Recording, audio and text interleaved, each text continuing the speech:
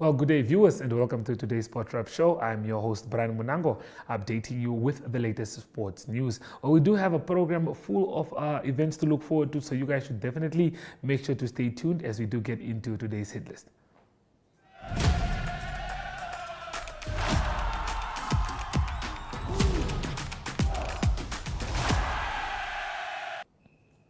Well, Cricket Namibia yesterday held a send-off ceremony for the cricket team that will be traveling all the way to the West Indies to take part in the T20 World Cup that we are all very excited for. We do catch up with the coach of the team, and here he updates us on what we can expect from the national team.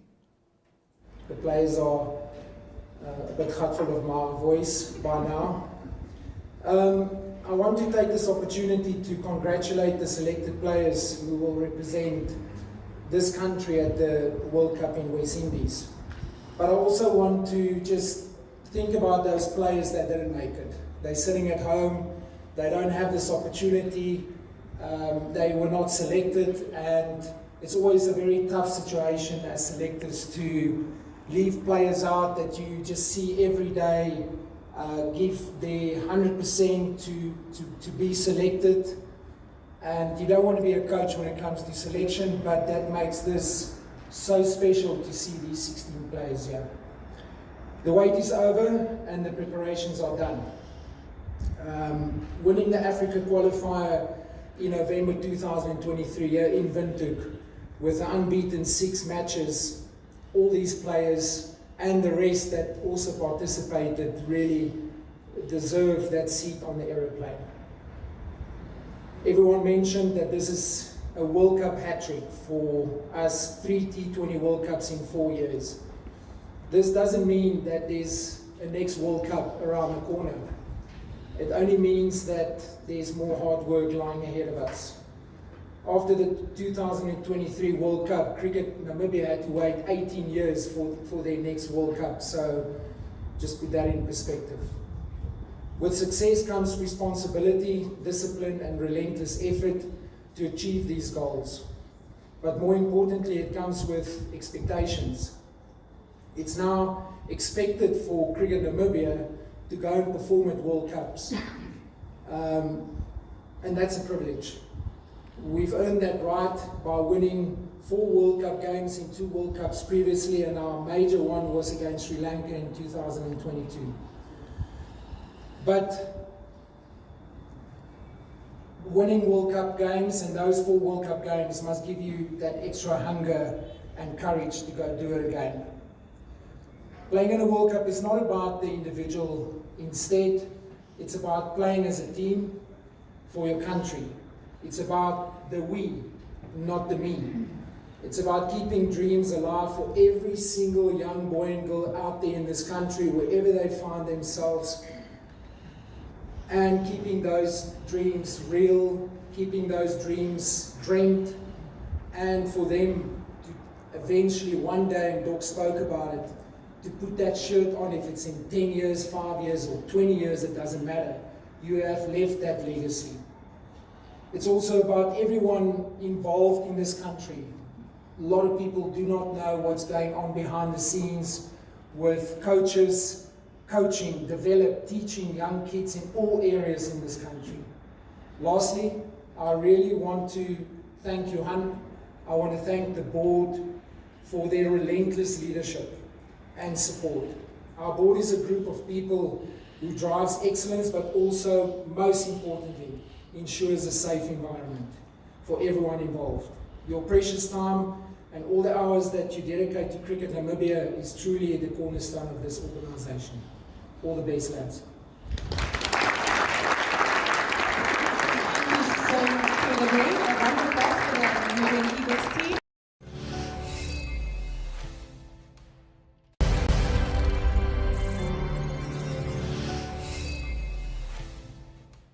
Well, as we all do know, the Indoor Hockey Africa Cup is on the horizon as it does start on the 23rd till the 26th of May in Swakopmund at the MDC Dome. We do catch up with both coaches of the male and the female team, so please do stay tuned for that. Okay, well, good day, viewers. Welcome back to another show. And for this one, I am joined by Trevor and by Shane to talk a little bit more about the hockey that we do have happening in Swakopmund, of course, at the MTC Dome. That is the Africa Cup that we are all very excited for. Definitely an international event, I should say. So, talking about excitement, Trevor, can you just tell us how excited are you for this one? Well, I'm not overly excited. I'm more nervous than excited and anxious because it's a qualifier for the World Cup next year. So there's a lot at stake, in respect of having to qualify. So if we don't end up in the top two, we don't qualify. But we're quietly confident we should get one of the spots and get a final this next weekend, and then hopefully qualify for the World Cup next year. Well, the mood behind this is definitely very, very big. So yeah, Shane, can you just share your insight on how excited you are for the Indo Cup, Africa Cup? I share Trevor's nervousness as well because it's also, he's been around the block a little. This is my first time as a coach at this level. My first, well, not as qualifiers, but indoor national ladies, and they have qualified before, so the expectations are high.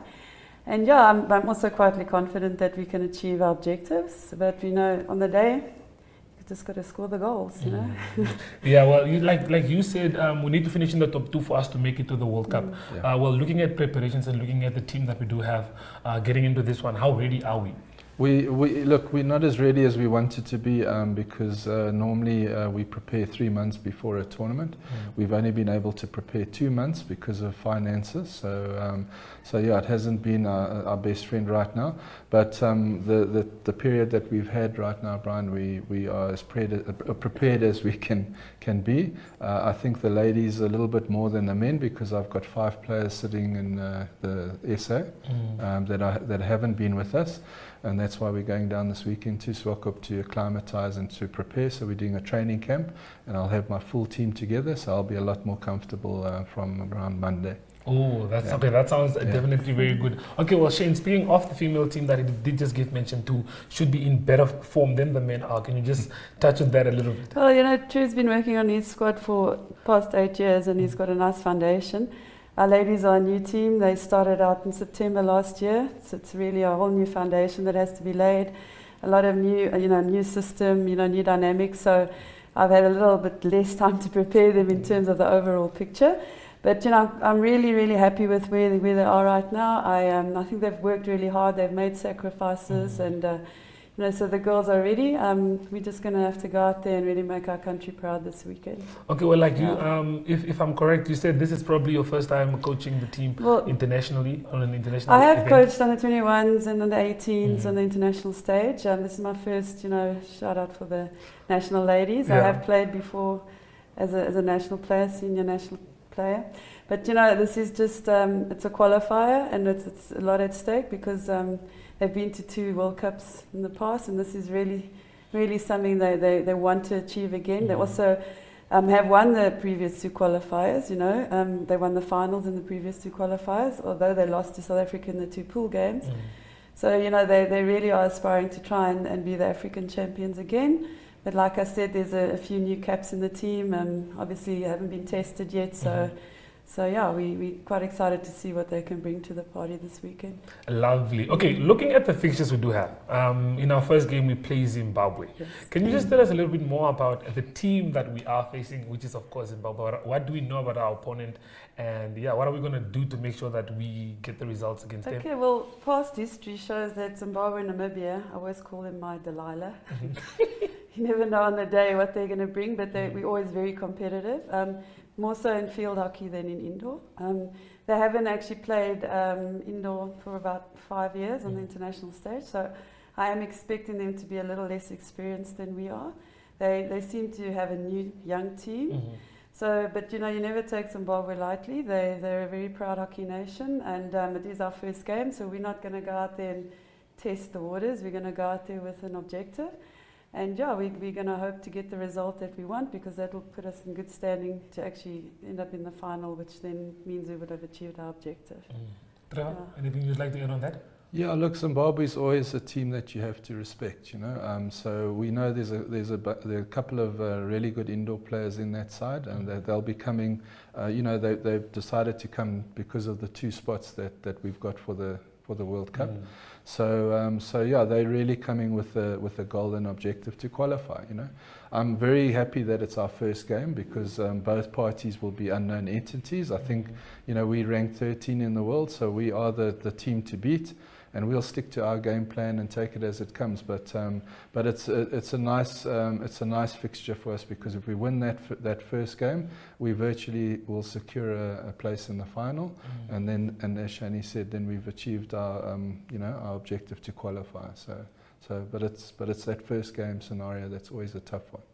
Very, very exciting times, and we definitely do look forward to seeing you guys at the MTC Dome in Swakopmund from the 23rd to the 26th of May. Well, before we do let you guys leave, is there any words that you guys want to share with the fans or with the viewers that are watching from home? Just from our side, we just want to thank, first of all the squad as a whole. I think people don't realize we'll have 12 players representing our country, but we've been working with a bigger squad than that. And there's some guys that we had to leave out on my side and Shani's side that, you know, could quite easily have been at the qualifiers. And they've worked just as hard as the team. And, you know, without the guys in the background, you can't prepare, you know. So thanks to them, especially thanks to my management team. Mary Hansen's been a blessing for us, you know, working hard in the background to get the finances and to get and organize us for the trip. And then, of course, all we're appealing to is, you know, to the support out there, to all our supporters. Come and support us next weekend. It's going to be an awesome event. You know, it's the first time I think we've had four teams in both genders at a qualifier, and it's going to be some really world-class indoor hockey. So yeah. Well, and Shane, yeah, also just get behind us, support us. We're a very small, close hockey community. Let's just support our national ladies and men. They've really worked hard. They don't want to go out there and then mess up. They really want to make their country proud, and they've all made sacrifices. There's some girls that have had to take unpaid leave to represent their country. So, you know, a lot has gone on behind the scenes, and we just want our country to get behind us and support us to achieve our objective. Lovely. Well, I did speak to Regan, and he said, since we're hosting it, it's our event, we need to make sure that we do fill the Namibians at the MTC Dome just for that support. The hockey players will definitely need it. Before I do let you guys go, interesting. This question is just for me. Trevor, how hard was it to cut down those players to select the 12? It is one of the hardest things that a coach has to do, Brian. Especially when you've got, you know, it's okay if they're not committed and they're not there. They make it easy for you. But my team especially, and Shani can vouch for that. I've left 5 players behind that could quite easily, you know, walk into this team and be playing next weekend.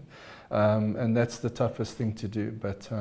But there is a way that we prepare it. I don't think you can ever prepare a player to be cut from something they've worked very hard for and wanted to achieve, you know.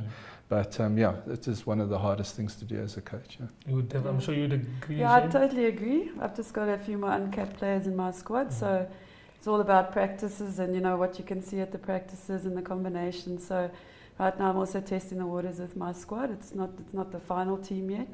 So we have left a few behind because of study commitments and work commitments that aren't available for this round. But, you know, the girls that are given the shot now, it's up to them to make a mark, you know, and hopefully keep their spot for the World Cup if we qualify. Lovely stuff. Well, there you guys have it. We'll be seeing you, like I said, in Swakopmund for the Indo-African Cup that we do have coming on the 23rd. But from us in studio, it is goodbye.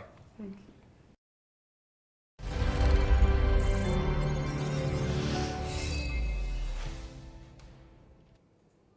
Lovely to have the captain in studio there. Well, Javon is on standby to help us break down the English Premier League as we are edging closer towards the end with the last game scheduled to take place on Sunday at 5 p.m. So please do stay tuned. We'll be going for a short ad break and we'll be back with Javon Wilson right after that. Come on.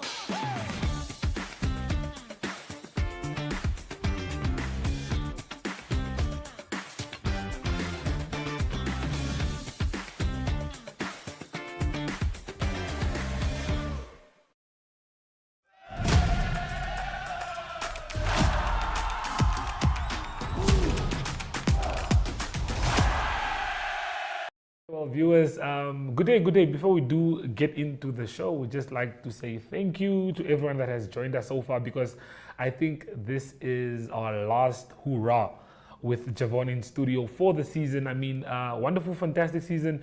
Javon, before we do dive into our predictions, before we do talk about anything else, how are you doing and how do you feel about the Premier League this season? Man United won yesterday, obviously. A good win. A shocker to me because you and I spoke about the match and I told you I don't see United winning, and yeah, you believed in the team. So yeah, what do you make of the season?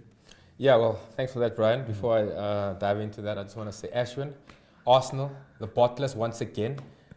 You were saying I'm a hater. I'm not a hater. Once again, your team has proven to be as pathetic as they are. No Champions League wins.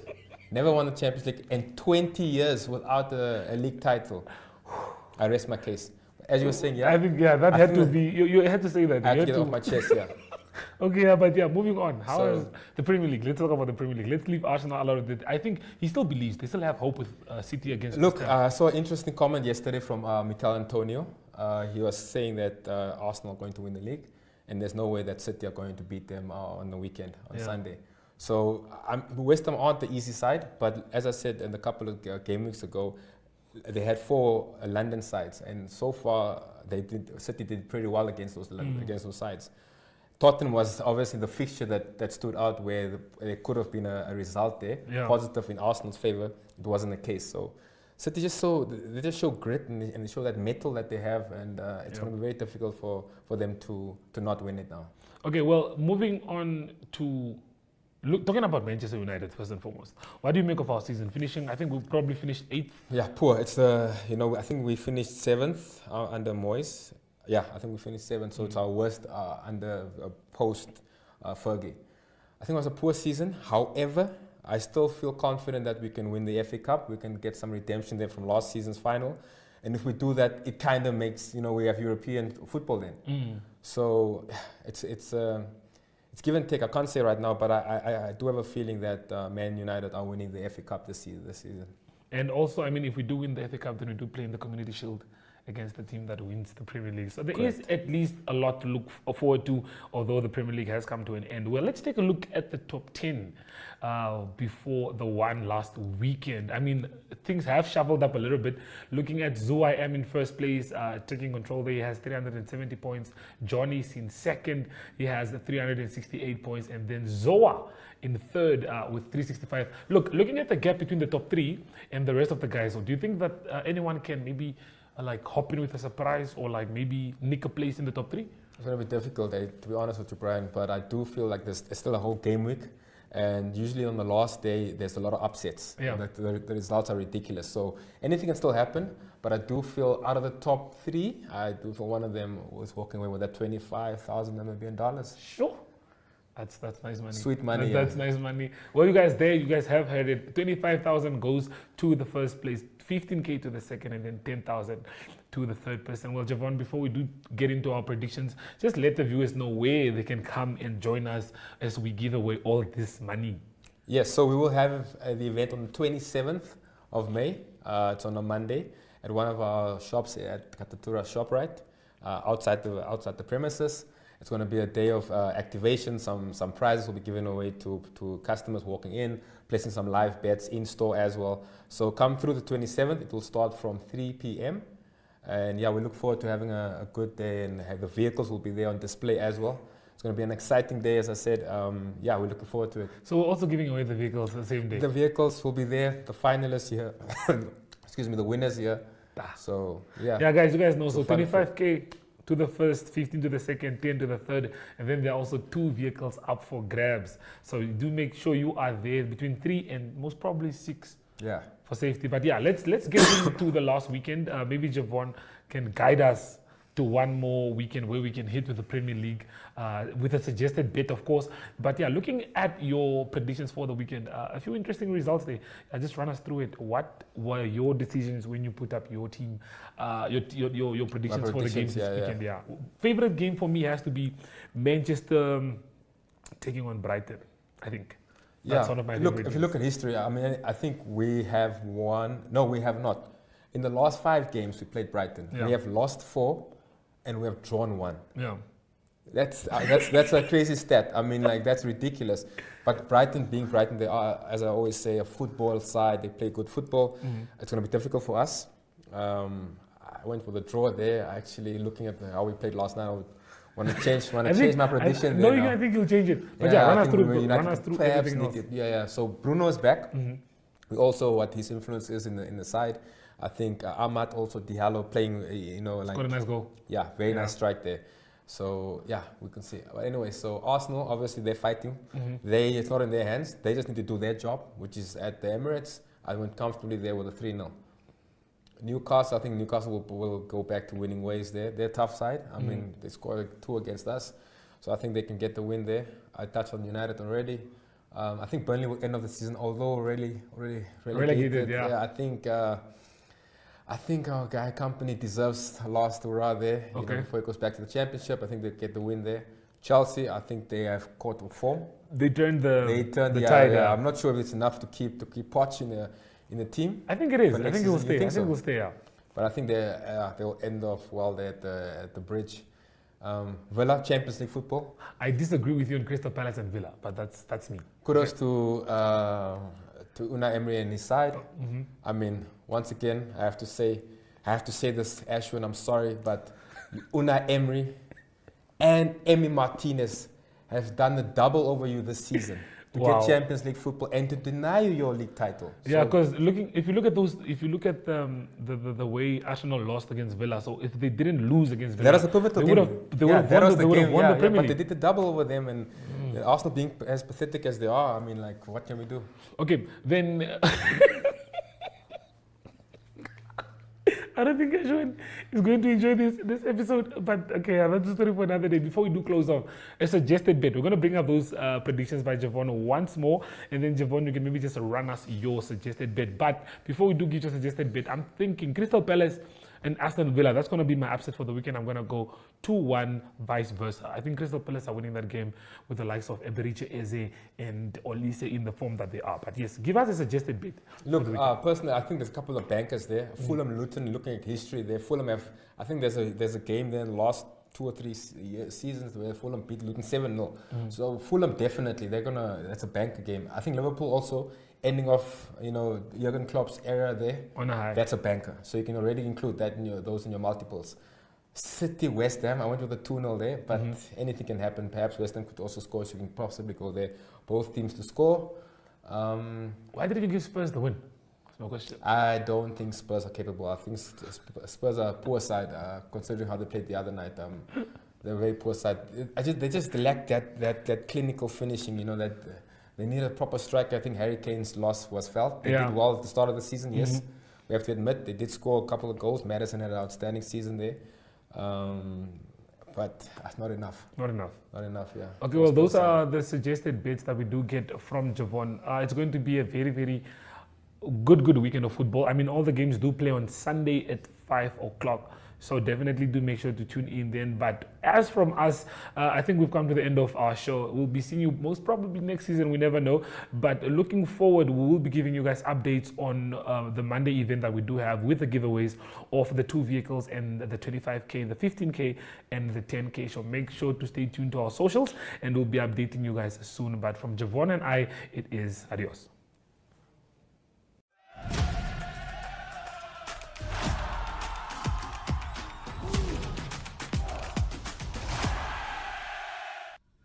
Good day everyone, time for international sports news, starting off with Formula One racing news, and that's racing news from Red Bull. The person that was in the news quite a bit is Adrian Newey. He's the technology chief for them, for mostly to do with their designs, and he announced that he's going to leave the team at the end of this season or early in 2025.